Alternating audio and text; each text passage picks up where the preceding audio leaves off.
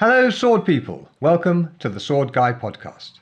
This is your host, Dr. Guy Windsor, consulting swordsman, teacher, and writer. Join me for interviews with historical martial arts instructors and experts from a wide range of related disciplines as we discuss swords, history, training, and bringing the joy of historical martial arts into our modern lives. I hope you enjoy this greatest hit episode of the show. You can find all the episodes at swordschool.com/podcast, and there's a direct link in the description to this episode's show notes. On with the show. I'm here today with Elizabeth Scott, who is a historical martial arts and armoured combat practitioner on foot and on horseback, as well as being a surgeon, and we're definitely going to be talking about that. So, without further ado, Elizabeth, welcome to the show. Thank you. It's nice to meet you. It's funny because you emailed me about some trip to Britain, and I have a list of potential guests to invite, and I didn't connect the Elizabeth Scott who was emailing me with the Elizabeth Scott who I wanted to get on the show. It was like, I don't know. It's okay. It's a bit of a common name. Well, filed separately in my head, I think. Okay, so whereabouts in the world are you? Yeah, so I am technically in Newton Center, which is a suburb outside, just west of the city of Boston. So Okay. East Coast, kind of New England, United States. Love it. I was in Boston before the pandemic for a seminar with I am blanking on the name of the school, which invited me over to teach a seminar for them. I don't think you came to that, did you?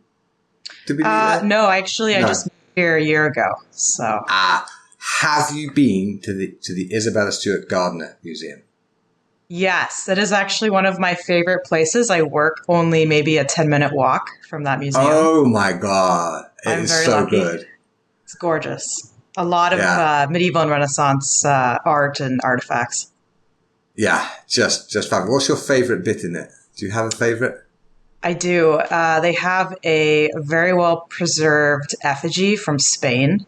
It's early 16th century. And it's just lovely the way they have it presented, and you can get very close to it. And the details on the armor and the mail are just exquisite. Okay, so there we have it. So if you go to the Isabella Stewart Gardner, okay, I went there on this trip to Boston, and you know how when you go in, it's all modern and glass and everything, and I didn't really know what to expect because I'd heard about this museum I should go visit, and I didn't look anything up about it because I like to sort of see these things fresh, so without expectation. And so I went in, and there was this modern thing where you go and there's this gallery with these Botticellis. I was like, oh, okay, so Isabella Stewart Gardner got the first Botticelli into America that ever went to America. That was her. Like, well done, Isabella. Good job. And looking at, some nice Botticellis. Oh, that's nice. In this sort of well put together modern thing. And then you go through this sort of tunnel, and oh my God. That it's like an Italian piazza or a courtyard in a little castle or something. I sat down and cried. It was so gorgeous. I love that place. It's breathtaking, and actually I have many favorite things about that museum, one of which it was created and run by a woman. Yes, it's just that, she put in her will that she wants essentially nothing changed or taken away from the museum. So when you see that courtyard with all of these flowers and pots and pieces of, Renaissance artwork, that's what it looked like, 100 years ago kind of thing. Nothing has changed. And I think that's really cool. Like it's a collection, not a museum.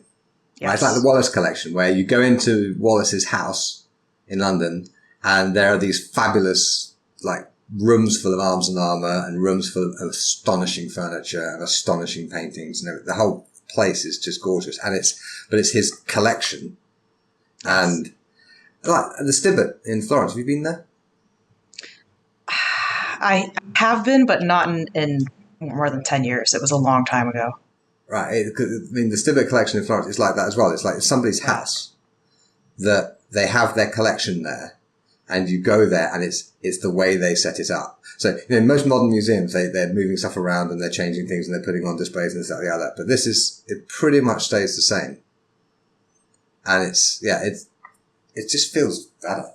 Yes, I highly recommend if you ever come to Boston, go.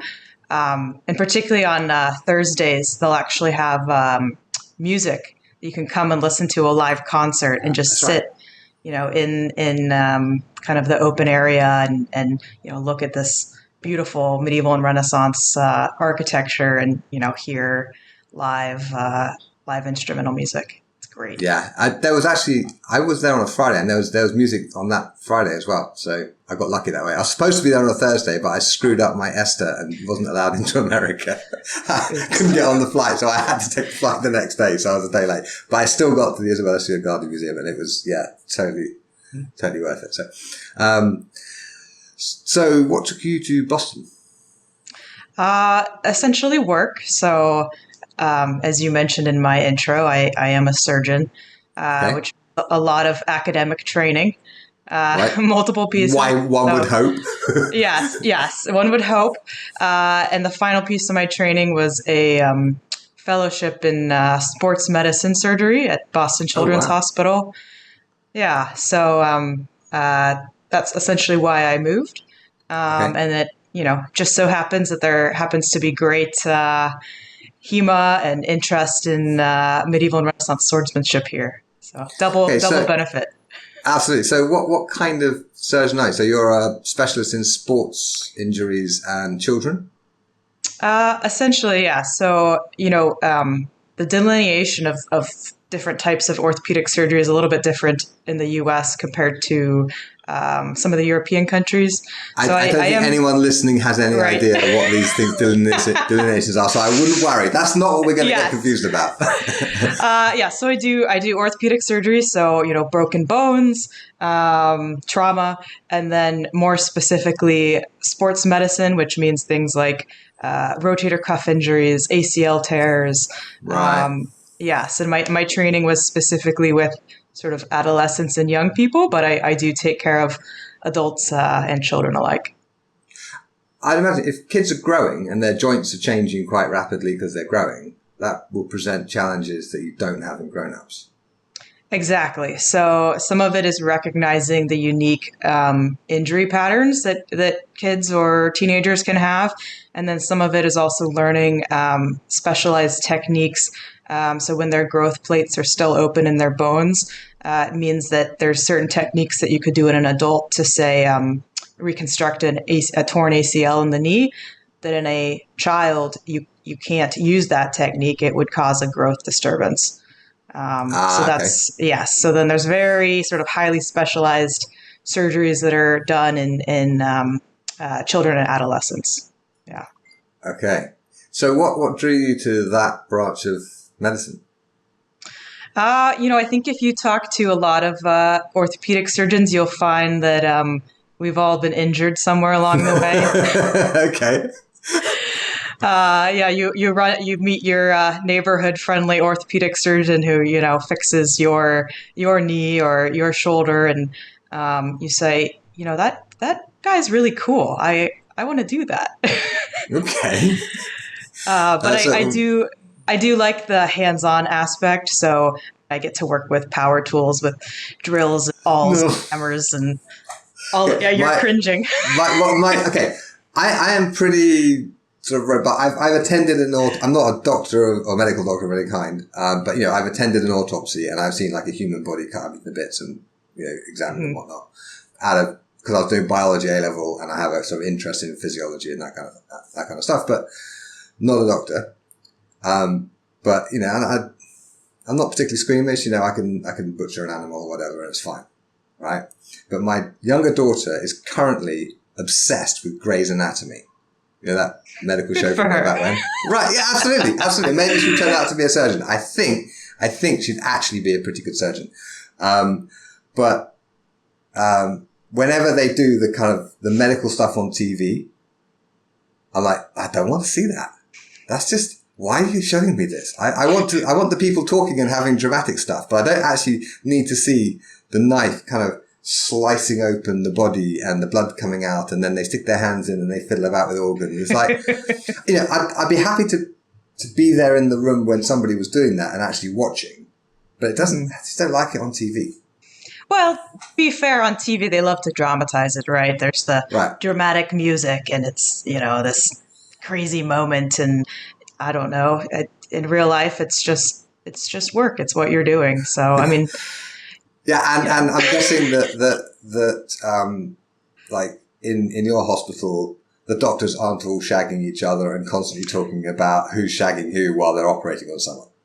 Typically not. Yeah. Typically not. Okay. That's a relief to hear, actually. Most of us will say that Scrubs, if you've ever seen that comedy show, that was a more accurate representation of what training's like. Okay. And I also get the impression from TV that all surgeons are massively sleep deprived. That worries me. Yeah, that's... There's definitely some room to improve our sleep hygiene for sure. Because if someone's chopping me open, I want them well rested, unstressed, unworried. Not desperately wondering whether that girl's going to call them back or that boy's going to show up on the date that they're supposed to have in like 2 hours time or whatever. And I just want them to just be having a really relaxed and focused day at work. I don't want any of that drama. Right. I agree. And I mean, I think that is part of our training is we learn to, kind of hyper focus in the moment. And, when you are in the operating theater, I mean, that is all that is there. That is all that you're thinking about. And you have to kind of compartmentalize, the rest of your life. So. Yeah. I get that when fencing, obviously. If someone's swinging a sword at my head, it focuses the mind considerably. Yes. And I'm learning to fly planes at the moment. And when you're in the air, I'm flying an aeroplane and there isn't anything else, right? It's like looking out the window, making sure you're not going to crash into anything or fly into a cloud or, are you getting lost or, the navigation while flying and, it's like, it's 100% full focus. And the fact that, my bank just screwed up and money disappeared out of my account when it shouldn't or whatever, which did actually happen a couple of weeks ago, in the air, disappears. Everything just goes away. Yes. I would argue that that's actually one of several similarities between swordsmanship surgery is that, and aviation is that need to be in the moment, to have sort of the state of flow, right. where all that is there is what's in front of you, your breathing, your opponent, your spacing, your timing, you have to let everything else go or you're not going to be an effective fighter. Yeah. Or you're going to cut the wrong bit. Exactly. I did actually once wrestle with a guy. He had a student came to one of my seminars who was blind in both eyes. And the reason he was blind in both eyes is because he was having trouble with one eye and he went into surgery and the surgeon operated on the wrong eye. Yeah. Mistakes happen. I mean, surgeons are people and da-da-da. But it's like, you have to wonder what could have been done in sleep hygiene. I mean, if the bloke was in a hurry or sleep deprived or stressed out about something, he's more likely to make that kind of mistake. Yes. And, that's why, that should be a never event, right? That's something that should never ever happen. And aviation and again, and surgery are very similar in that regard, that the way we structure safety, that there's not just one check for something, say, do we have the right patient? But, that's checked multiple times prior to the important event occurring, that any sort of lapse of safety is quickly addressed. And then, new systems are put in place to sort of prevent that from ever happening ever again. And mistakes will happen. I mean, it's in any human endeavor. It's like with aviation, it's very, very safe, but people do die. Exactly. Have you read Atul Gawande's book, The Checklist Manifesto? Yes, I am a huge fan of that book. I just totally loved it. For the sake of the listeners who probably haven't read it, do you want to just summarize what it's about? Sure. So it's kind of about exactly actually what we're talking about. That in order to prevent mistakes, that no matter how smart you are, no matter how, good you are at something, that there has to be this sort of checklist that you go through every time you do the event. And that again, it's not about, being the best surgeon. It's about being the safest surgeon, and sort of how that then applies to not just surgery, but those same ideas apply to, again, multiple fields, multiple things that you want to do in your life.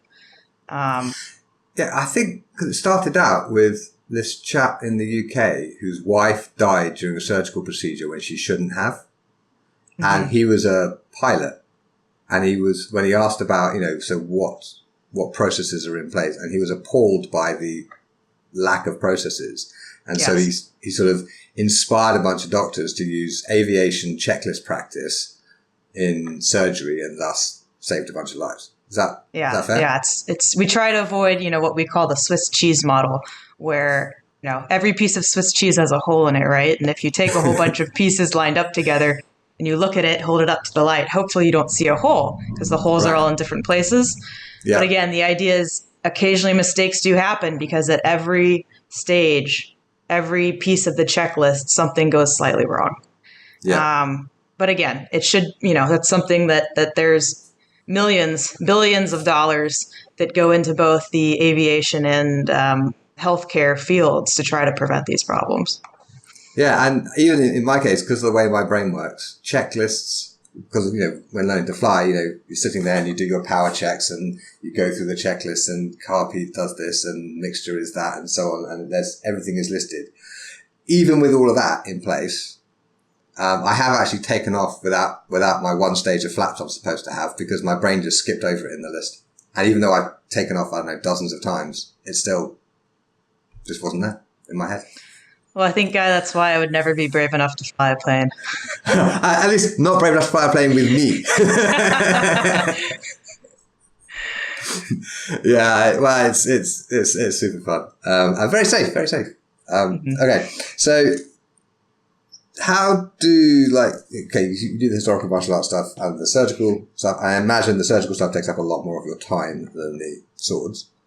But how does the training compare? I'm always interested in pedagogical models and how we can learn skills, particularly dangerous skills. And so it's definitely a dangerous skill. So, right. Yeah. So, essentially both sword fighting, if we're talking specifically about, what we're trying to emulate, not necessarily like sport HEMA.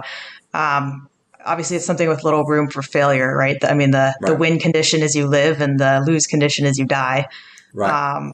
So there is that need to develop a certain level of excellence without ever, actually putting yourself in the situation, ideally, where you risk your life until you have to.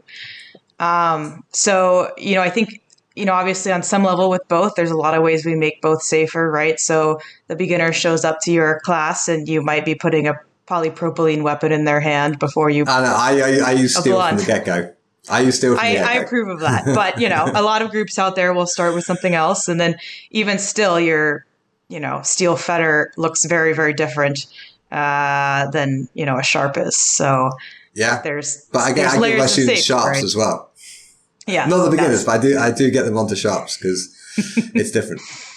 Yes, no, I agree. And, our group here in Boston, we like to do, cutting events regularly. And, I think that's important, whether or not that's really something that you want to, become an expert at. You have to know how your sword actually works, even if your goals are really just, fencing with friends. No, as we're talking about, how do you develop skills and something like that? So, I think there's kind of multiple things you have to think about. So again, in surgery, we find ways to make it safer. So you're operating, on a cadaver, or you're seeing someone do something first and taking all the notes you can on that before you're ever actually asked to do it yourself. So that by the time you're doing it under supervision. Yes, somebody's like flying a plane. You have my instructor was sat next to me when I took off without flaps, and then we had a little discussion about how flaps would have helped. Because it's not dangerous to do that. It's just, it takes a bit longer to get off. There was plenty of runway and it wasn't a dangerous mistake. So he let me make it. But if it had been a dangerous mistake, let's say I'd skipped over the power checks altogether and started trundling towards the runway, he'd have said, stop a sec. And said, what about your power checks? Right. So like the job of the instructor is to give you as much room to fail as possible, so long as failure is safe, but to prevent any dangerous failure from occurring during training. So exactly. I think it's true in swords, true in aviation, and I'm guessing true in surgery. Yeah. So, as you're learning, we like to say that some of the very best teachers who are surgeons, when they're teaching a resident physician, they're almost operating through them. So right. it's, they're holding up tissue or something. They say, okay, cut here, and you do it. And really they're controlling where you cut and when you do it and how far you go. But you feel like you're in control as the learner because you have the knife, right? Right. But it's still very controlled, and they will stop you immediately if what you're doing is not in line with how they think the procedure should go. Right. Yeah. And that's similar to how I teach teachers, actually. So when I have students who are learning how to teach, I will say, the class is doing the thing that they're doing. And I'll say, okay, so what do you think they should be doing next? And they'll say, something. And if it's a reasonable thing, I'll say, okay, fine, move them on to that. Let's see what happens. But if they were about to do something that wouldn't have, I don't know, not made sense for the class, or was maybe 2 jumps too far ahead, and they needed to have some space in between, like, oh, have you considered this? And it's much less stressful than obviously flying or surgery, because, we can take all the time to chat through it and stuff, and the students are just happily doing the previous drill and it's no stress. But the idea is that the student does the thing and the instructor just sort of, well, kind of like when toddlers are learning to walk. The parents are there to make sure that when they fall over in a safe place. Right. And it's similar in surgery. As you start to progress in your training and you have more independence, your sort of chief surgeon who's watching you is sometimes letting you be a little bit inefficient as long as you're doing the thing correctly. You're not risking the patient, but maybe your technique is slow, or, you could be using a different instrument or something to do the same thing much faster. And they'll kind of let you do it. And then, if you get to a point where you're sort of stuck and you're struggling, they'll say, well, actually, have you thought of this? And then, yes, why didn't you tell me that 5 minutes ago? Yeah, well, because now you remember it. Exactly. You've got to let the student. Yeah, you've got to let the student make mistakes. But I hope it's not me on the table when there's something being taught. It's like, no. Well, I just want the chief surgeon on me and nobody else. Well, it is. It's actually a sort of well-known thing that, if you do have help from your trainees, you're likely to actually be much faster and better at the surgery. Probably what's the most dangerous if you say, oh, no, I just want, you, chief surgeon, to operate on me. I don't want any helpers. I don't want any. Oh, no, I wouldn't say that. I wouldn't say that. I want, it's a bad idea. Yeah, okay. But I want just the steadiest pair of hands on the knife. It's like, for sure. No. But then, if every patient was like that, surgeons couldn't be trained. Exactly. Yes. So we really do rely on people to trust the system, right? And that to know that there may be people there, that are operating on you with less experience, but it's the job of whoever is the chief in the room to make sure that it's done still safely and correctly. Yeah, within the parameters. Exactly. Yeah. Right. Oh, yeah. I've only ever had one surgery, and I don't ever want to do that again. I don't blame you. I think we all want to avoid being under the knife if we can. Yeah. So you got into this because you had an injury. I had a few injuries growing up. I was a competitive dancer for a long time. That's dangerous. Yes. That's more dangerous than swords by a mile. For sure. I have had definitely more injuries from my dance career than swords ever. Okay. Anything specific that's kind of got in the way of your swords, or was it all successfully fixed? Thankfully, all successfully fixed. I did have issues with both of my hips, actually, in kind of college and graduate school. I had labral tears and something called impingement in both my hips, and partially from dance, Ouch. partially from swords. And I actually had to have multiple surgeries to have it Ouch. addressed. Yes. So that did take me out from swords for about 3 years, actually. Oh, Yeah. that's not good. Yeah, because I How dealt did you with one stay side. sane in that time? Good question. I did a lot of reading. So I Okay. started reading more about swords Okay. and armor. Brushed up on my Latin. I don't know. Okay. Well, just for the listeners who don't know what a labral tear is, what is a labral tear? Yeah. So your labrum, you have one actually in your shoulder and your hip. It's kind of like the gasket ring that's around the socket. So it's soft. It's made of a sort of cartilage that can tear easily, much like the meniscus in your knee. And so sports that have a lot of sort of hip flexion, things like hockey, martial arts, dance, all of those over time, particularly in your kind of teenage, young adult years, can cause wear and tear to the labrum to where it tears and then starts to affect the cartilage next to it. So people will feel pinching, burning kind of in like the front of their hip, with deep squats, with, kicks in dance or lunges in fencing. So, so it hurts when that side of the joint is compressed, not stretched. Exactly. Okay. That's interesting because normally if you're in a stretch, the sort of discomfort is on the outside of the stretch. Yeah. This is more like it's like a pinch you feel as everything gets sort of squished in the front of the hip. Okay. Interesting.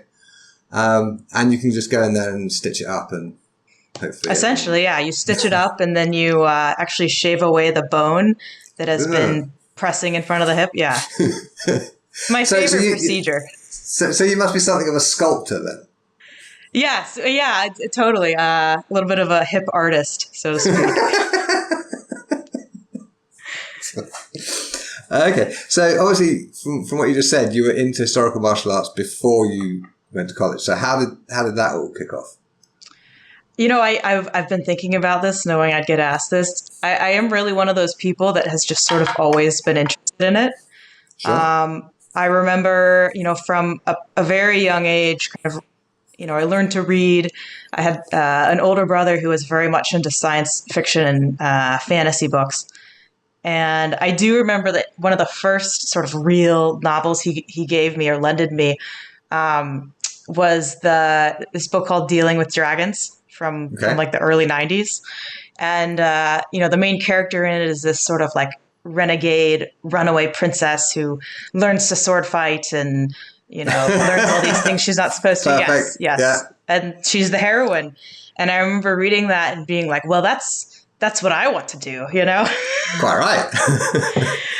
And and so then from there, I was also interested in horses growing up, and I learned to ride, and that was kind of like my sport, so to speak. My parents weren't really into fencing, but basically around the time that I finally learned to drive and had access then to a car, I found my way to some local sort of reenactment events and quickly got my hands on swords. Excellent. Whereabouts did you start training? So at that time I was actually living in Florida, so kind of southeast corner of the United States. I was kind of close to Fort Lauderdale, and I got into a couple groups there, some SCA stuff, and then sort of an offshoot kind of independent group that did rapier and some longsword and kind of a variety of things. So, yeah. I think of you as an armored combat person. Is that fair, or do you rapier as well? I don't like rapier, but it's the only sword available. Wash your mouth out! Rapiers are glorious. Why don't you like rapier? For me, I've always had dreams of of the knight in shining armor, on the horse, and the rapier just doesn't fit with that. Yeah, no, fair. It's. I think a lot of it is to do with the archetypes we are sort of reaching towards. Yeah. Right. Yeah. Like the archetype I reach toward primarily is Jedi. Right. Same. It just is, because when I was a kid, I sort of imprinted on Luke Skywalker in Return of the Jedi, and so I would take unarmored longsword over like knightly combat if it was really an option, because it's closer to the Jedi thing, right? And I like all the kind of breathing exercises and meditation and stuff because it kind of feels more Jedi-ish. Yeah, right? Yeah, a little bit of that Eastern vibe. Yeah, exactly. So yeah, if you imprinted on D'Artagnan, you might have ended up more of a rapier person. But if you imprinted on knights in shining armor, then I can see how the rapier just wouldn't quite do it for you. Yeah, and I mean, to be fair, at this point, I'm only 31, but I've done a pretty big variety of stuff. So sure. I've moved, like 5 times, I guess, in the course of training and everything. And, I've done everything from Tai Chi and Iaido, Kenjutsu, Aikido to, stage combat, obviously harness fectin now and, formal HEMA affiliated groups. And, I've been kind of all over the map, but if I have to pick a favorite, it's definitely armored combat. Okay. So, I mean, that's what I think of you, and your armor looks fabulous. So, first question, where did you get it? That is beautiful armor. Thank you. It's actually a mishmash of about 4 different armorers, almost all of which are Ukrainian. Right. So it's a little bit sad right now that if someone said, I want the exact armor you had, a lot of those armorers are unfortunately not in production right now, right? They're doing other things, and hopefully they will be back up and running, but we don't know when. So did you get it like mail order? So you didn't show up and actually get measured and and it fits? Yeah, I had kind of a specific budget to start out, and so I've spent enough time looking at effigies and armor and things to sort of know like what I wanted the aesthetic to be, right? Mm-hmm. And so I kind of was able to put it together, even though they are all, again, almost all the pieces are from different armors, to have kind of a cohesive look of a specific time period. And, I have some goals. I have, I'm saving up hopefully to get, a nice custom kit from another armorer, but, I do like what I have, and I appreciate, the compliment. Because armor is really tricky. Like, yes, if it fits perfectly, it works beautifully. But if it's even just a little bit wrong, it's horrible.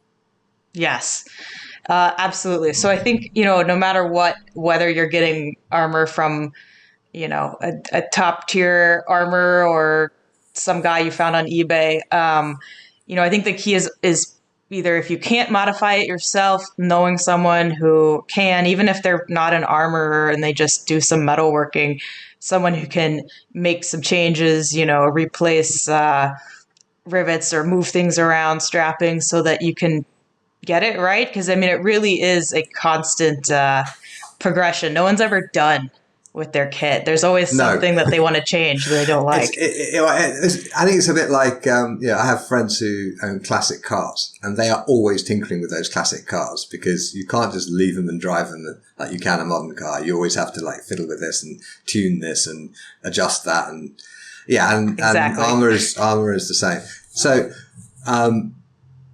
presumably your armor fits well enough that you can do everything you want to do in it, even with hips that perhaps need a bit more care than others? Yes. Yeah. So I was also, again, selective about some of the way I wanted things to fit and the time period I was looking for. So, I have ridden in the armor. I've gone for a run in the armor. I've done a number of things to sort of test it out, and I can squat all the way to the ground, and climb a ladder and all these things. But again, there's still stuff I don't like about it. I don't like the curve of the kneecap, the way it, there's 1,001 things I still want to change. It's just always a matter of time and energy and, actually getting around to doing it. So you ordered it from the Ukraine in bits. So like, cuirass here and arms there and legs there. And then you had it modified somewhat when it arrived, or did it mostly a little bit? Yeah. The arms and legs were fit to my measurements. So that to me was the most important thing. So I think being a female, my proportions are just a little bit different. And so I can't just get something completely off the rack and have it like fit me. Well, I know you're okay. I'm currently trying to find a flying suit that works, because my current struggle in flying is cockpit organization when navigating while flying. And a flying suit has all the necessary pockets and whiteboards attached to your legs and everything. So it's just, it's perfect. But the problem is, even if it is like 6 inches too long in the leg, it's still too short in the back, and I can't get it on and off. So they don't make one that has a long enough back and legs that are sufficiently short enough that I could actually adjust them to the right length. Because of course they have pockets on the ankles as well, which just makes life difficult, right? So for me, anything like that, because my legs are so much shorter than the length of my back would suggest, buying stuff off the peg is just disaster. I know a couple people that, happen to fit the sort of generic man size that a lot of armor gets made to, but I think that's few and far between, right? So most of us have to, do the struggle of either having things that don't fit well and taking the time to try to refit them, or, I think most people who really get into armored combat, at some point you start to save up and you say, all right, it's time that I get, a kit that's exactly what I want. Yeah. Yeah. That's what I did. And again, I can justify it as a business expense totally. This is great. I love it. Yeah. So I'm surprised that a surgeon would do armored combat, given I've had fingers broken doing armored combat, and I think most people who do armored combat get a finger broken every now and then. I have had some fingers broken. All right. Okay. And you operated the next day? No, so that was actually in my medical training, and it actually scared me enough that it was all kind of around the same time. My hips started acting up and things, but I broke a couple fingers, and I had this realization moment of like, oh God, how is this? This might not work well. And it did kind of scare me away from the armored combat portion, to where that's actually when I started getting into Iaido and some of the Eastern martial arts, just because I said, all right, well, this is, the way they train is largely kata. It's sort of drills and forms and things, and not really like live sparring. And so I tried that. It was fun, but eventually I realized I really missed the armored combat, and I sort of got to a point where I realized that there was more. I would much rather do the armored combat and, modify some things if I had to, and be a surgeon and potentially risk injury than not do it at all. And I do have, something called own occupation disability insurance. So, it's sort of, okay. And that covers armored combat. I have not specifically asked that question. So let me guess. If your hand gets irretrievably smashed by a poleaxe, God forbid, then it was a really unfortunate way to catch it in a car door, wasn't it? Exactly. Right. But don't record, Yeah. It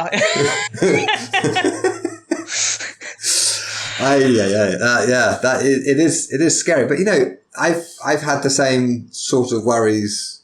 I could get a sword to the head, or damage my spine or break a leg or something. And my job depends on my physical ability as much as yours does, I guess. Exactly. Even a computer programmer, at the same time, you still depend on your hands, right? And, I suppose in a sense I'm lucky I don't have children or anything right now that I'm supporting through my income. But for sure that can be a real concern for some people. who are their kind of primary breadwinners for their family. But at the same time, in the armored combat community, I mean, no one wants to get injured. Right. Like no one's Sure. out there trying to beat people up, and everyone wants to come home at the end of the day. So I think it's about kind of knowing the people you fight and their sort of philosophy and their level of intensity, and moderating, when you need to make sure everyone, finishes the bout with 10 fingers intact. Yeah, absolutely. So what kind of gauntlets do you favor for this? So I do have pretty robust clamshell gauntlets. I think those are for sure the safest. The safest. Yeah. Sure. Do I hate don't the dexterity? Like them because I have finger gauntlets because honestly, if I am a bit clumsy because I've got this badly broken finger or something and it's a sword fighting injury and I'm a sword fighting instructor, that's actually not going to harm my credibility at all. Right. Might enhance your credibility, you battle wounds. Right. Yeah, I have a scar on my head right here where I got my scalp split open by a longsword, which crushed the back of my fencing mask many moons ago. It was in about 1999 or 2000, something like that. There's actually a photograph of the moment it happened, which is on my blog, which is great. But the thing is, it's just a little split on the scalp, right? And it was like 3 staples, dunk, dunk, dunk, job done, right? But it was done by a sword. So when I was in the hospital, there was like 20 doctors came and had a look at the sword wound because I don't see them very often. Oh, we love that. Right, exactly. It was, and it was just these 3 staples or whatever. But it's like, I can show my students, look, this is why we train this way, so you don't have this sort of thing, right? We learned the hard way back in the 90s. Yeah, so I use finger gauntlets. I only use steel gauntlets. I won't touch these horrible plastic things. They are just inadequate in every respect, I think. But yeah, if I was more worried, if I was a professional trumpet player, then I would probably be using clamshells.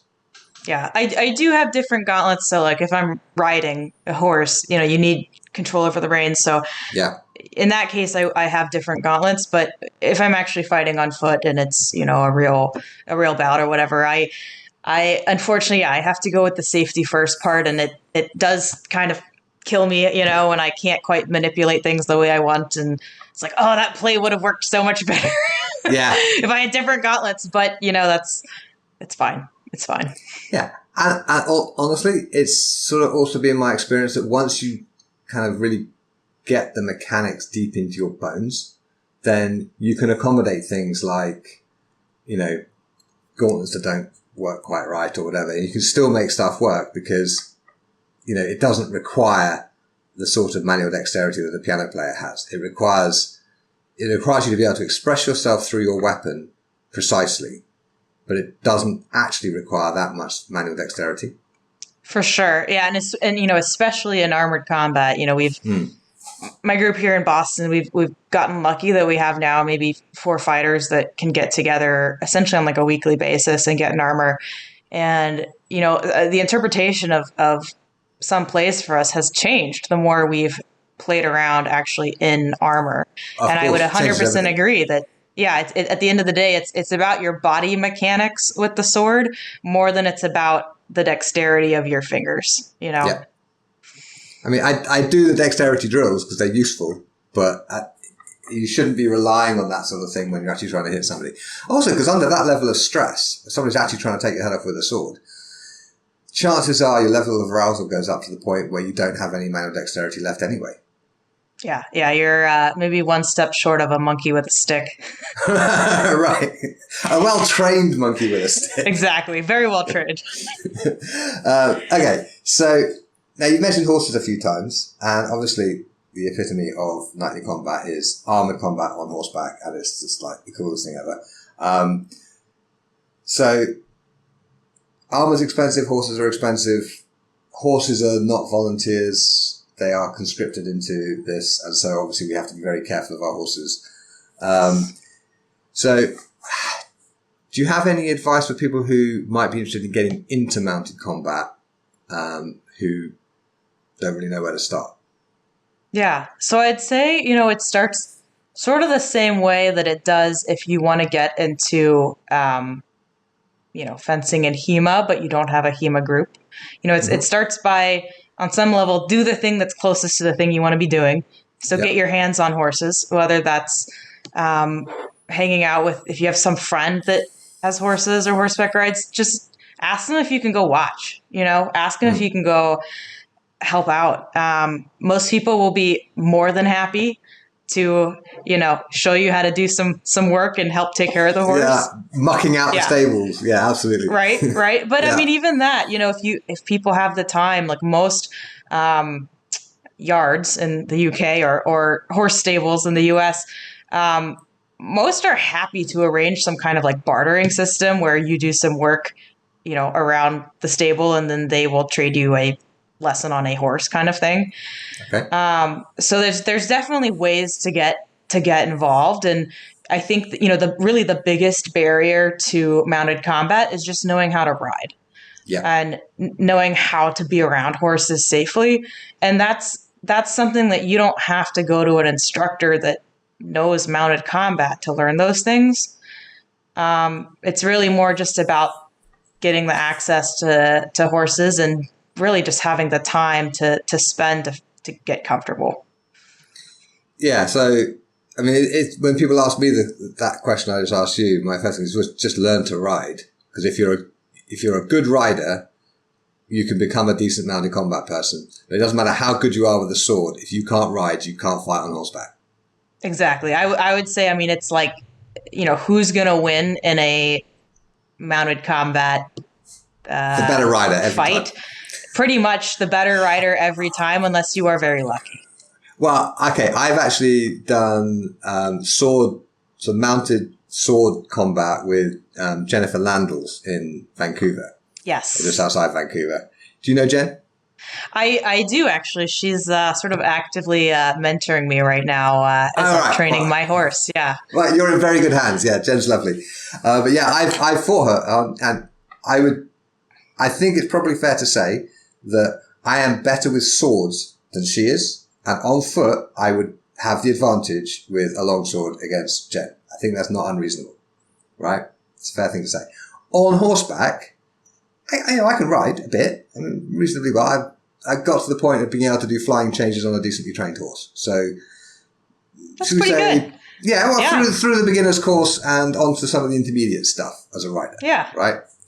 And the thing was, me on this horse, perfectly good horse, nothing wrong with the horse. We do not blame the horse. And Jen on her horse. And it was like, she kept getting behind me and just slicing me to pieces. And there was nothing I could do about it because I couldn't get the horse round fast enough. And I just got absolutely slaughtered. It was brilliant. Yeah, for sure. Yeah. Yeah. So better rider every time.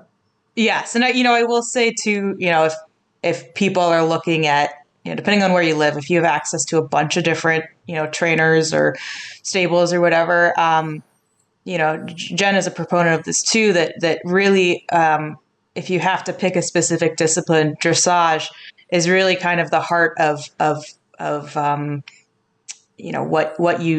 sort of riding that you do in mounted combat, these quick turns on a dime, pirouettes, and being able to shift the horse's shoulders and hindquarters, out of the way of a incoming blow and that kind of thing. That's all dressage, and nowadays people look at that and they see, modern horse dancing in the Olympics, and they go, this has nothing to do with fighting, but it has everything to do with fighting. Exactly. Yeah, you go back far enough, and we're all talking the same language about horses. Yeah. So, yeah, I got super lucky because in the early 90s, my girlfriend's mother owned a Grand Prix level dressage horse, and my girlfriend was a serious rider, and between her mother and her, they taught me to ride on this Grand Prix level dressage horse.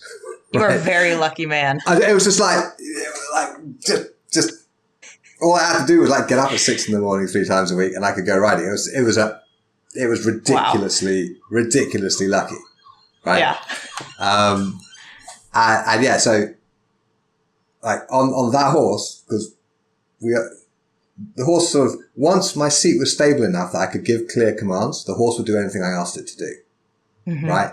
And the only limiting factor was, am I giving clear enough commands? Which meant that, I could learn really quickly how to do that, because every time I got it right, the horse did the right thing. And every time I got it wrong, the horse didn't know what to do. So just carried on cantering or whatever it was doing. Like, make up your fucking mind and give me a clear order and I'll do what you want. But for God's sake, speak my language. Right. Yeah. My horse is 6. He's not quite there yet.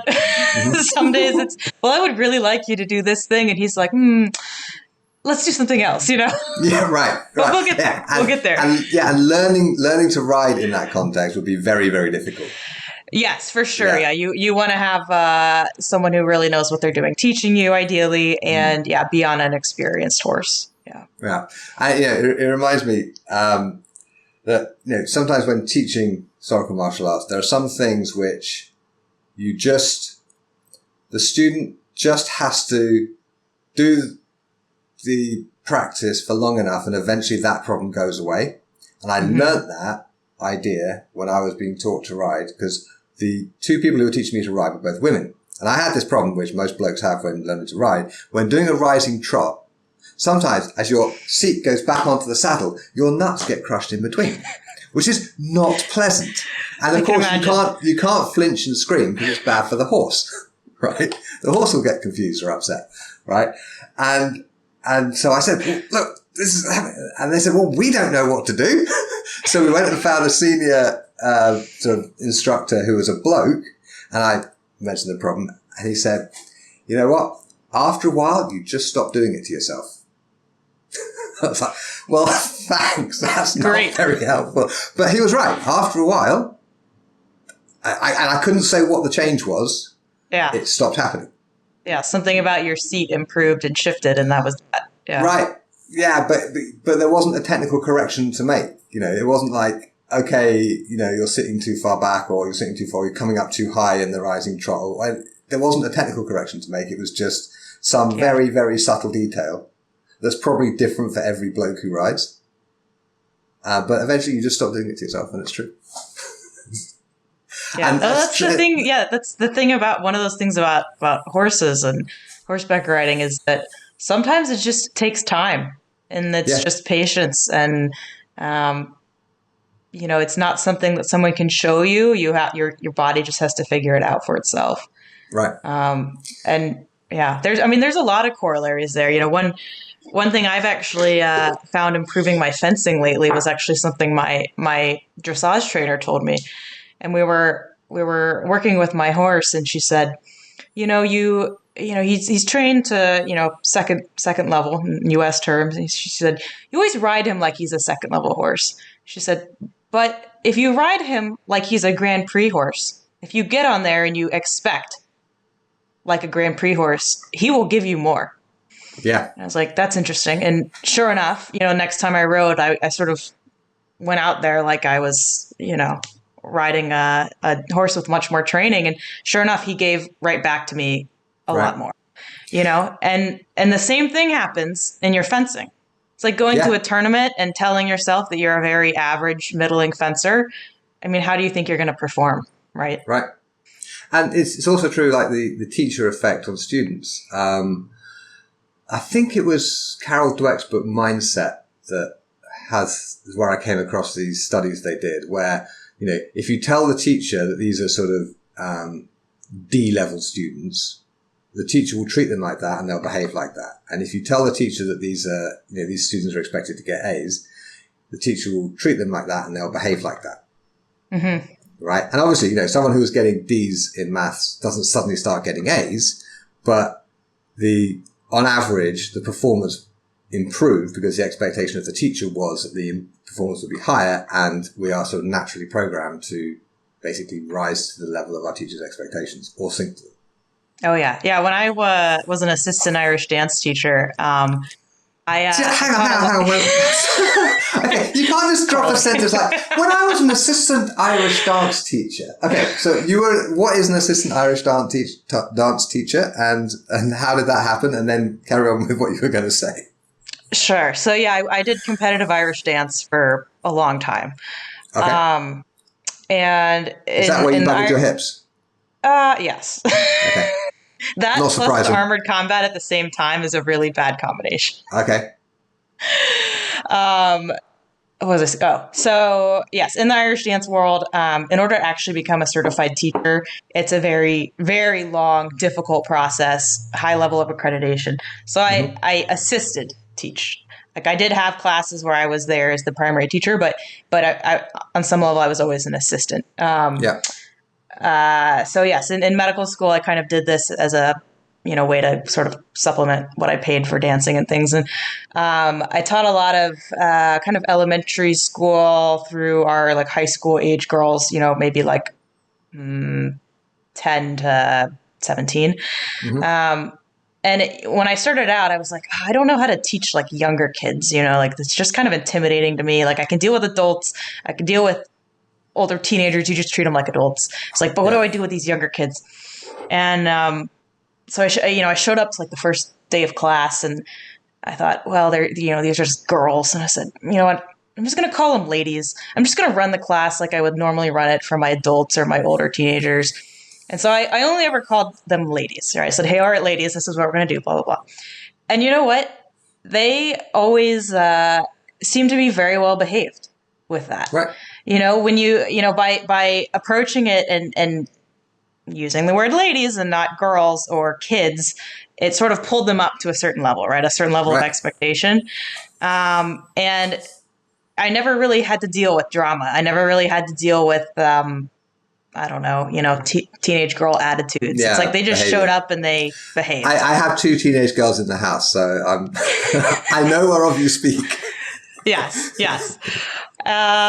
So just in that mindset, I think it can be applied to fencing, horses, swords, whatever. I mean, if you embody that thing that you want to be, and you sort of make that goal for yourself, you tend to rise up to that level that you want to be. Where you're really going to run into trouble, when it comes to like the fencing mindset and tournaments and things, is if you show up and you have that sort of defeatist attitude, that is ultimately how you will perform, for sure. Yeah, and the right mindset doesn't guarantee victory, but it's very, very difficult to get victory without it. Yes, yeah, for sure. Yeah. Okay. Now, you mentioned in an email to me about something not to do with the podcast, that you don't always agree with my Fiore interpretations. Now, I take this extremely seriously, and we have to have a fight about this now. Okay. No. Seriously, I'm curious. Can you give me a specific example? Because firstly, it's quite possible that I'm wrong, and I can then fix my interpretation, or I have presented my interpretation in a way that has miscommunicated it to you, so that I need to fix that. There's going to be something I need to fix, and that's always a useful place to be. So, go ahead. Yeah.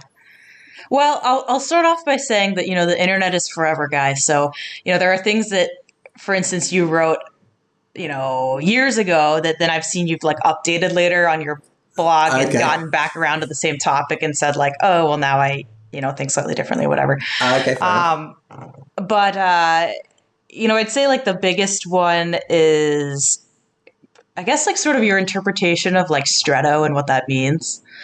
Okay. Yeah. And I know you've like written some pretty lengthy posts about it. And, like when I first learned sort of my interpretations of Fiore, Stretto was very simply put to me as like, it's the closer distance, right? It's the distance where you can reach out. It's a description of measure. In the interpretation you're talking about, it's a description of measure, whereas in my interpretation, it's a description of the tactical situation of which measure is just one component. Yes. I guess, the thing that like confuses me about that definition, like if you say Stretto is the situation in which Stretto plays can be performed, I mean, doesn't that become a kind of circular logic? No, because okay. Do you want me to start like explaining it as I see it? Yes, so I think you have to now. All right, fine. Okay, so in Italian, stretto is the past participle of the verb stringere, which means to constrain, to like if you shake hands with someone, you stringi il mano.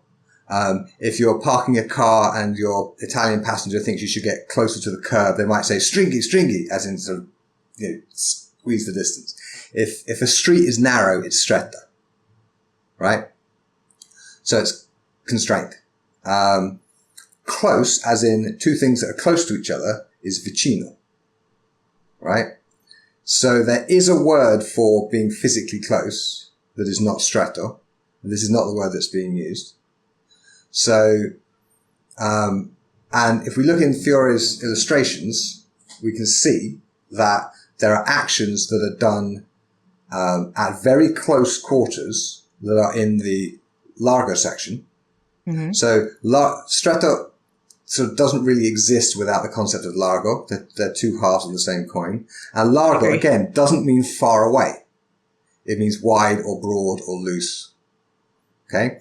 So you can be in the same physical proximity to your opponent and be free to strike because maybe you've stamped on their sword, as in the breaking of the thrust plate, or you are in some other way controlling their sword, like you've maybe grabbed the blade of it, as you see in, again, another one of the largo plays. And so you are free to strike. Yeah. However, if the blades are crossed and there's sufficient pressure there that if you leave the bind to strike, you're going to get hit immediately, then you are constrained. Your actions are literally constrained. Your sword is physically constrained and your actions are tactically constrained. And you have to, as Fiore would say, pass with the cover and come to the close place. Right? So the reason I don't agree with we were talking about largo and stretto being, far away and physically close, in the 90s, right? It dates back that far, and I kept that interpretation until about 2008. But then the other it's less critical with the armoured plays, but in the unarmoured plays, which is where the distinction is actually made, the issue is if you have this concept of largo and stretto as a condition of play, which is primarily about the crossing of the sword, which is done at about the same measure whether you're largo or stretto, it actually gives you an indication of when, in what tactical circumstance, you should do plays as we find in the largo section or plays as we find in the stretto section. And so when I came up with this interpretation and I fed it to my students, the quality of their free play immediately improved. Mm-hmm. Right? They were using the stretto plays at the right time. Another thing is in the largo section, which is explicitly not the stretto plays, it's the largo plays, we see actions which are done at very close quarters. Right? Yeah. So the fact that you are at very close quarters does not necessarily mean you are stretto. Because there are plays in the in the largo section, where you are physically in contact with your opponent. Right. And I suppose that's true even of if you have a dagger or bastoncello, you're physically close, but there's still kind of things that are largo and things that are stretto even within that. Although with the dagger, because the dagger is so small and fast and dangerous, basically you have to be controlling your opponent's dagger all the time. And therefore, pretty much all the dagger players are basically stretto. The concept is once you've close enough to actually hit someone, then you're in stretto. Yeah. But then, okay, if we're doing swords and we are sufficiently close, let's say you've thrust it at me, I break your thrust to the ground and I step on it, right? So I'm stepping on your sword and I'm free to carve you into salami in the approved Italian manner. That's a largo play, even though we are really, really physically close to each other. Right? I buy that. So, yeah. So from the perspective of what we see in the manuscript, I'm specifically thinking of the Getty manuscript, but this is true for the others as well. The specific use of language, I just can't buy the idea that stretto is just this description of measure. Mm-hmm. Just purely. Right? It doesn't make sense. It doesn't fit what I see in the manuscript. Right? And in addition, when I came up with this revised interpretation, people who saw it found that their free play got better because they now had a set of tools for knowing when to do what plays that's actually clear and explicit. And it basically boils down to how the swords have crossed.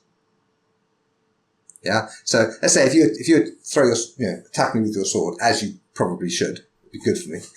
Right. And I parry, and as Fiore says, I beat it aside, and I successfully beat it aside, which is unusual, but does happen. Right. And I can simply strike over your arms and thrust you in the chest, as in the first and second plays of the second martial, the Zogolago, who crosses at the middle of the swords. For that to be a safe play, your sword must have been beaten aside. Right. Yeah. So it's either far away from me or it is moving away from me. Right.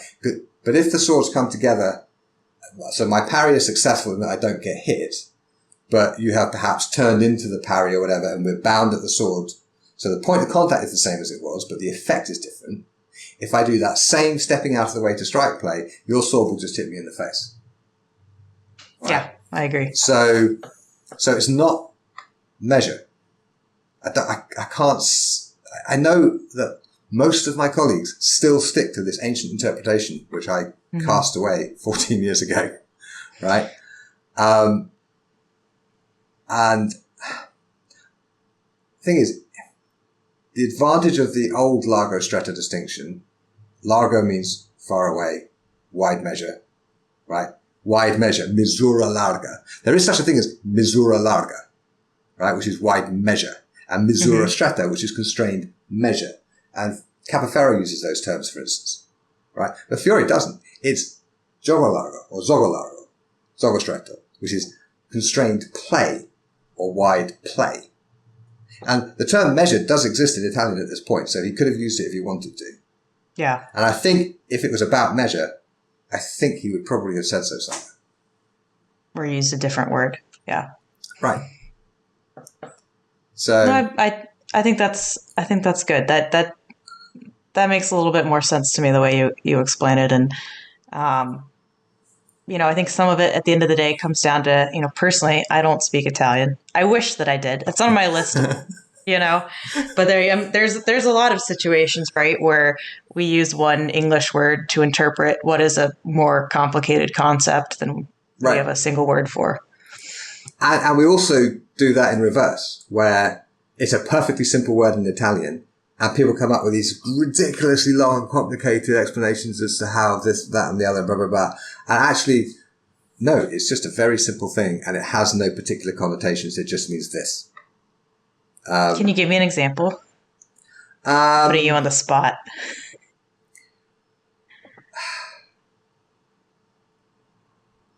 Okay.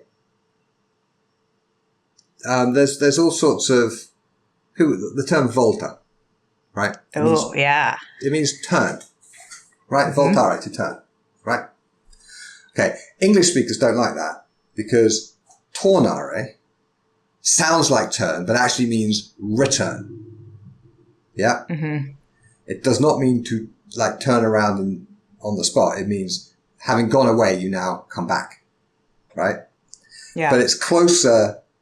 It's a false friend in that it sounds like turn, so it's tornare, right? So, in Fiore's description of footwork, we have passare, tornare, to pass and to return, right? And accrescere and discrescere, which is to step forward and to step back, but literally to increase and decrease.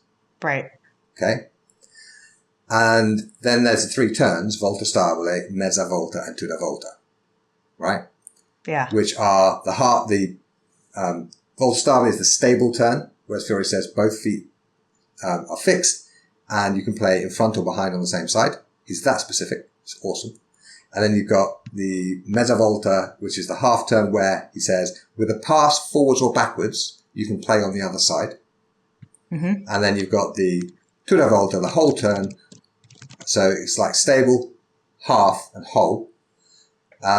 Where you can, it says with one foot fixed, the other one turns around it. Yeah? Yeah. So it just means turn. It's not fancy and special. But then this is where it gets really tricky. Fiore says, and thus I say there are 3 turns of the sword. Volta, limb, mezza volta, and tutta volta. But he never uses the terminology in the sword sections at all, and he never describes them further. Right? And they're obviously not footwork actions. They are, because those have been described, they are sword actions. Mm-hmm. Right? And because there's this mystery in the text for which, in my opinion, there is not sufficient internal evidence to make any kind of serious interpretation, because this is a mezza volta of the sword. When with both feet fixed, I can play on the same side in front and behind. What does that even mean? Right? With a sword, with the feet, it's easy, right? You've got the weight on the front foot, and you can play on the front. And if you make a turn without actually shifting a foot on the ground, you can play on that same one side in front and behind. And if you want to play on the other side, you do a passing action forwards or backwards, and you can play on the other side. It's straightforward, okay? But you get like pages and pages of internet wank about the voltas of the sword, right? Trying to come up with, references to Vitruvian Man, and which is like 150, 200 years later. No, that's not true. It's about 100 years later. And all sorts of like, let's try and make this puzzle work and fit and da. And coming up with like special use cases, right? Yeah. And translating it into English in all sorts of funny ways. Like now the classic is stringere with the rapier, right? Where you, your opponent's on guard, the sword is pointed towards you, and when you string it, you constrain their sword by basically getting your sword in the way of it, so that the strong of your blade is opposing the weak of theirs. It may not be touching, but it's in the way of, right? So they can't hit you directly. They have to make some prior action before they can hit you. Maybe a disengage or moving their swords so that the strong of their sword is against the weak of yours before they can strike, right? Mm-hmm. And it means to constrain, right? And there are other things you could say there, but it's not a bind. It's not a transport. It's not because it is often done without physical contact. Right. So constrain is like the obvious one word thing, right? I had this great long conversation with someone who was desperate for me to use the term astringe. What the fuck is a string? Well, astringent. It's like that's what you put on your face, right? Right. If a chemical is astringent, it makes things kind of contract, I think. Yeah. I'm not a chemist and I'm not a biologist and I'm not a doctor, but right. Yeah. But it's like, it's a cognate, right? It comes from the same root, obviously, stringere, astringe, and astringent. Right? But just because it's closely related in language does not mean it's closely related in meaning anymore. Yeah. Yeah? So there's one friend of mine put it to me that, if you, I'm not going to go there because that goes into politically very incorrect territory. So I'm going to just pull myself back from that little precipice before I piss off a whole load of people. I was going to say the only problem I had in all of that lovely explanation was the part where you mentioned listening to the gobbledygook on the internet. Right. Well, because so much of it is shit. As so much of the stuff that I was saying 20 years ago turned out to be shit. Right? I mean, it was honest shit. I wasn't making stuff up for my own amusement. It was state of the art at the time, but it turns out to be wrong. I mean, surgery has changed quite a bit in the last 100 years. It has, and in terms of Western martial arts, we've come a long way since I was a teenager. Yeah, looking at this stuff. Yeah, and the thing is, like, when people come to historical martial arts and they realize there's all this research stuff and they get totally into it, and it's great that they do that, it is to be expected that their early work is perhaps not as good as it might one day become. Yeah. Right? I would expect someone who's producing their first translation of a medieval Italian text or a 17th century German text or whatever else, I would expect their first version to be not very good, because translation is a seriously hard skill. Right? It It is so woefully difficult that I've done it twice, and I don't really want to ever do it again. Right? Yeah, it's something that I think I would never get to the point of being able to do, for sure. Right. But then, you get translations done by people who really know what they're doing. Mm-hmm. And then somebody comes along who has no background in the language, no background in translation, no background in working with these sorts of sources at all. Right? Which is a great place to start. Obviously, everyone starts there. Right? And produces their own translation. And they get into arguments with the more experienced, more qualified translators because they really, really want this particular word to mean this particular thing because then this super cool thing comes out. Right. Right? Like, I'm actually remembering a discussion on Sword Forum back, must be 17, 18 years ago now, where someone was desperate for tornare to mean to turn around rather than to return. And it just bloody doesn't. Right? It just doesn't. And the thing is, you don't want to discourage these people from doing this kind of work because that's how they're going to get really good at it. They have to produce the less good stuff. Right. Yeah. They have to produce the less good stuff so they can learn how to do it better. Right. But then you have two books in front of you and you know nothing about this art at all. They're both translations of the same source. And one of them is accurate and has been thoroughly vetted by people who know what they're doing. And the other one is somebody's early work. Right? But to the reader who has no knowledge or context of the field, they're the same. Yes. Right? And they will pick the one they like the best. Yes. Right? And go off on all sorts of horrible, wrong tangents and down wrong rabbit holes and stuff because they were misled. And, okay, there isn't a solution to this, but when I say like shit on the internet, I mean,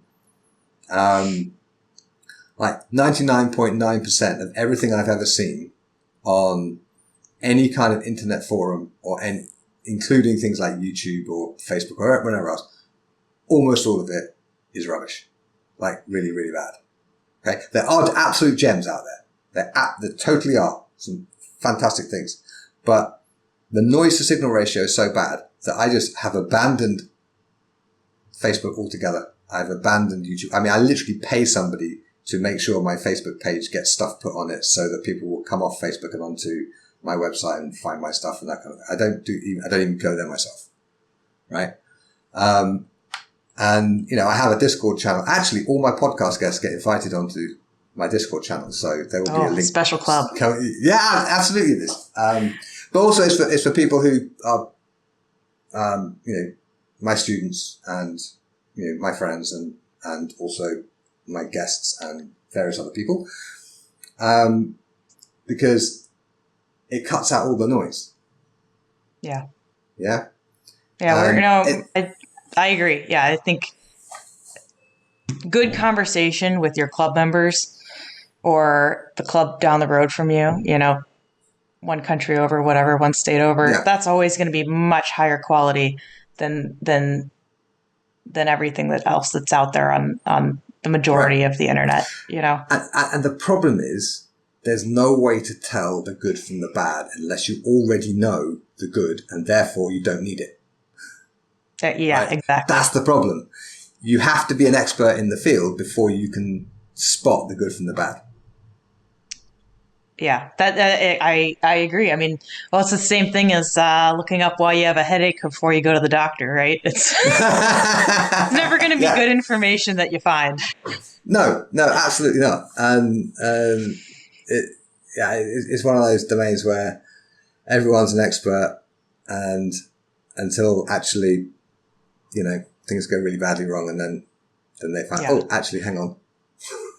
Although, I will say, the Facebook groups out there and things, I think I've done a lot to, to increase the visibility of events and get people from faraway places coming to things that they might not otherwise. I mean, my trip to the UK, probably, this past year wouldn't have happened except that I was prowling Facebook one day and saw, armored combat workshop. I want to do that. And maybe I could go out there and I think if I hadn't been willing to spend some time investing in those communities, I wouldn't have had that experience. So sure.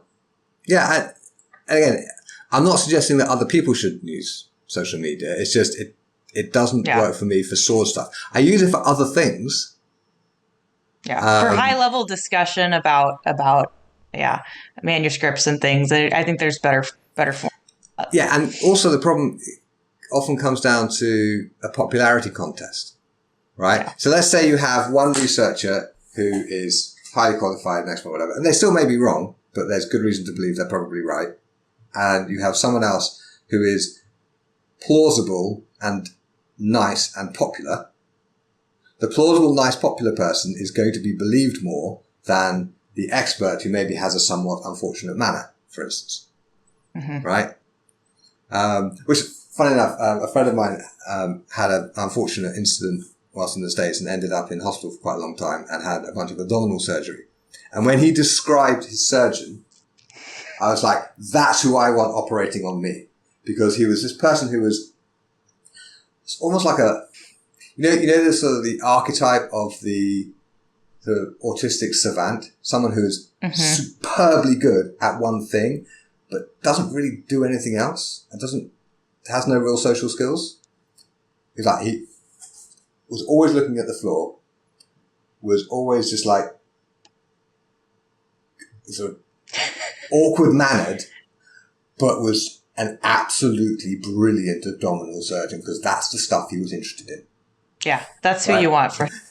That's who you want operating on you. Yeah, I don't care if they're a nice person. For all they could be drowning puppies for fun at the weekend. For all I care, right? But if they're the best surgeon for what I've got wrong, that's who I want. Maybe, I don't know. I'll draw the line somewhere because you still have to go back and see that person later. But yeah, true. But you're alive to do so. Yeah.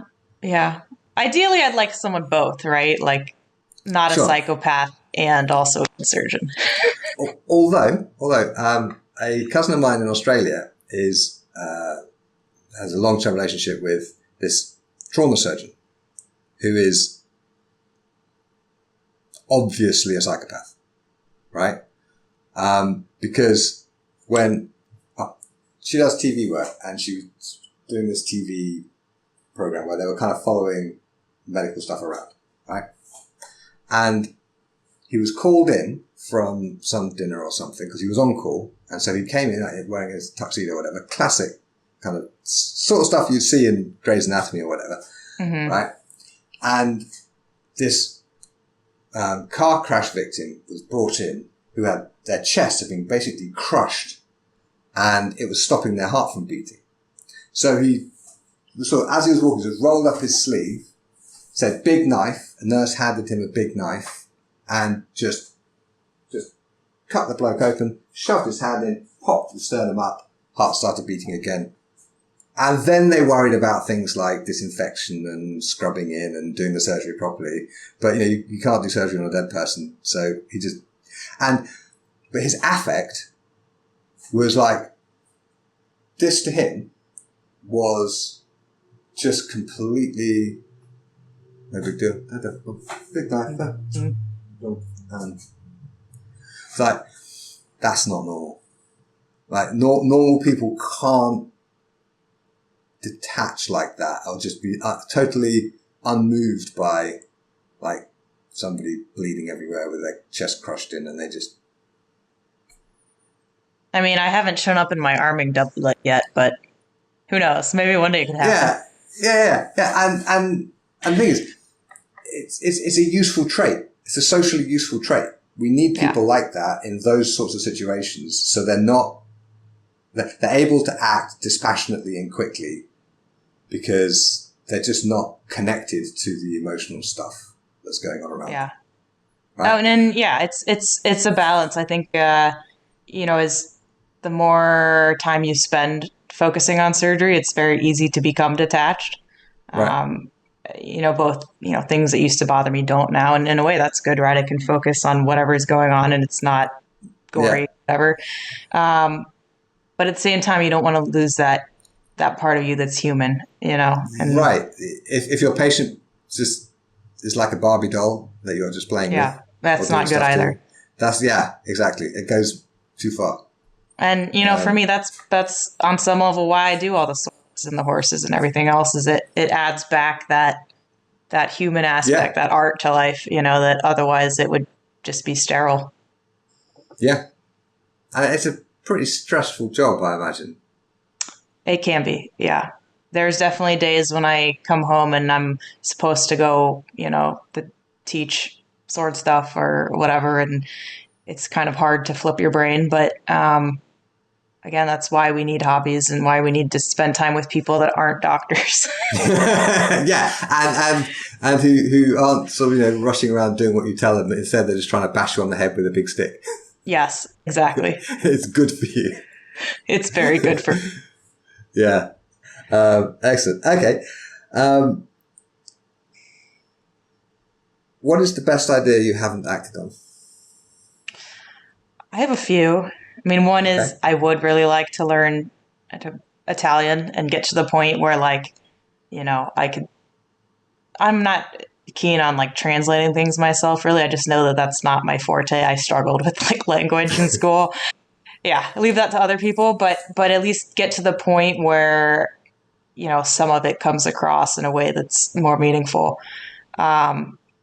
The real answer to that question though is so my ultimate goal in life is, I'd really like to, again, I don't really see myself running my own sword school, maybe with someone else, but I'd really like to build my own center in the United States where, you could have more mounted combat and, so in a kind of an equestrian center with horseback riding and maybe dressage or whatever, and then have space for, a nice hall to have HEMA classes in and, create kind of a center where people can come and gather and get, groups together, clinics, things like that. Because there's so many HEMA groups out there that don't have their own space, and that they practice in some, wrestling place or martial arts school. And it really does limit the interactions you can have, Yeah, very much so. And so for me, it's if I could create one place like that for people to come to, I think that would be meaningful and it would just be totally fun. And, I'm realistic about the fact that I will probably never quit my day job, but why would you? I mean, right. It's rewarding and it makes good money. But I sure as heck would like to do everything else I can to, get more involved and, again, start to teach my own interpretations of things and facilitate more community. Okay. So you'd like to build your own training center, which would definitely include stables. Yes, for sure. Okay. And so basically you're modeling Jen. Yeah. Yeah. Because I'm a few years behind, but she might. She's recently done just exactly that. She went and bought a farm outside Vancouver and has horses and it's this training center where you can go and do mounted combat classes and. Yes, I talk to her about once a week, and she's giving me very bad ideas or very good ideas. I think they're very good ideas. You just have to act on them. Exactly. It sounds to me like you would need to set it up as a business and have somebody to run it. Yeah. So you'd be the owner and an instructor, but not the manager or the instructor. Yeah, I'll take applications. No, I have no interest in working for anybody else. No, I mean your podcast listeners. Well, yeah, okay, fine. But I've been working for myself for 22 years, and I think I am unemployable at this stage because the notion of having to, run anything by someone before I'm allowed to do it is just right. I hear you. I mean, as a doctor, I'm kind of in that category too. Well, yeah, sure. Okay. And so I imagine like my next question, somebody gives you $1 million or so to spend improving historical martial arts worldwide. Is that how you would spend that money? Or does the worldwide thing? Because that would be selfish, right? Like the Horse HEMA Center on some level is like for me, and my community. What I think I would rather do with that $1 million is I sort of imagine like so like during my surgical training, right? I've applied for various like fellowships and things. And there's these things called traveling fellowships where you apply, you get sort of a set amount of like a few $1,000s, and you can go watch surgeons all over the world operate. And the idea is you're supposed to go, you like learn your techniques, and then you take them back home to where you practice, and then your community's better for it. And I sort of imagine doing something similar for HEMA. So this sort of program, nonprofit or whatever you could apply to. And, I want to go, watch Guy teach sword classes for a month or whatever. And you would go and like get whatever personal instruction, kind of learn from them, and then bring it back to your home little HEMA school and, maybe have like a permanent relationship there. That's a great idea. I mean, and my school operated that sort of thing indirectly for quite a while, because we have a facility and students could stay there. So as long as they could find a way of getting to the country, they had a place to stay with a kitchen and a bathroom and a washing machine and a place to sleep and whatnot. So I sort of imagine like formalizing, right? So it's you got this grant to go do it, and it would be pay for your plane flight or whatever, and that's a good idea. Make it like credible or whatever. I don't know what the right word is, but that's my idea. It's tricky to, whenever we're talking about chunks of money and money being given to people to do stuff with, you always have to have these hoops and checks and balances and so I sort of like imagine it being run by like a nonprofit you'd set up. That's like, the HEMA nonprofit. And then obviously they take applications and pick the person. And then that person would be responsible maybe for writing some sort of, written thing about their experience, or having to present about their experience at some HEMA event or something to kind of make it more formal. But, at the same time, it's like I feel like it should be a grant. They should never have to repay the money. Oh, yeah, that's the whole point, right? It's like they get to do something they couldn't otherwise do. And a lot of the people who would be applying for that sort of thing are probably short of money because they happen to live in a place where the money isn't worth very much. So, $1,000 to the average American is one thing. $1,000 to the average, Chilean perhaps, or pick a country, is a lot harder to come by.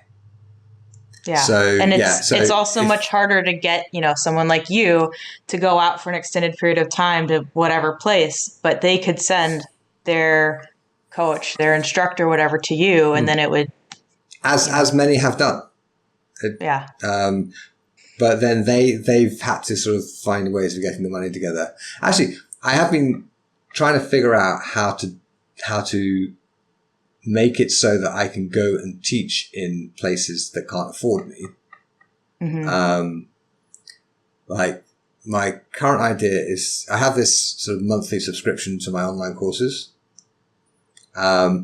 which is a chunk of my income, but it's not all of my income, and assign maybe a month of that, because it's a monthly subscription, so it makes sense to sort of take a month of that. That should bring in enough money in a good month to fund, flights and whatever for me to go somewhere where I can teach for free for a week or so, and probably have money left over to make some kind of contribution to the local community, some local charity or something, so the school there can start making connections with other, making better connections within their own community. And then, then I fly home again, leaving a bunch of happy sword people behind who haven't been bankrupted by the experience. But I think that's great. I think that's ideal. It's a good idea. You just have to have the time too. Well, the time isn't really the problem. It's figuring out how to administer it so that it's transparent where the money's come from, how much it is. It's transparent how people get access to it. And it's a fair process so that it doesn't just go to people who I already know and like. It goes to people who may have no previous connection. It's just, okay, we are this club in this place and this is what we would do with it. And whatever committee decides these things goes, that's the best idea. Okay, Guy, you're going to such and such a place. And then, of course, we just set up the time and the flights and no problem. Yeah, you need a third party that's like a committee that reviews it. Yeah. And, I have a couple of friends who volunteered for it, but also it's a question of how to publicize it, right? How to make it clear to people that they are able to apply for this sort of thing and what their obligations would be. Mm-hmm. Right?